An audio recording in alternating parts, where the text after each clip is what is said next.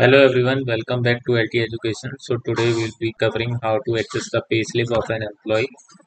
So in order to see the payslip, first enter the transaction PC00 M Molga country Molga and then CADT.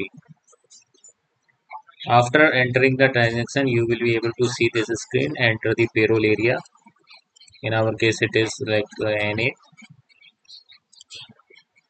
Enter the period if you want to see the payslip of the current period, and select the current period, otherwise other period, and enter the period number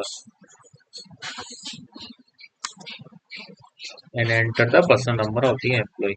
Once you do that, after executing it, you will be able to see the payslip where you will be able to see the earning component and the deduction component. In deduction component, you can see the PF contribution that will be paid to the government, PPF, and the income tax. So for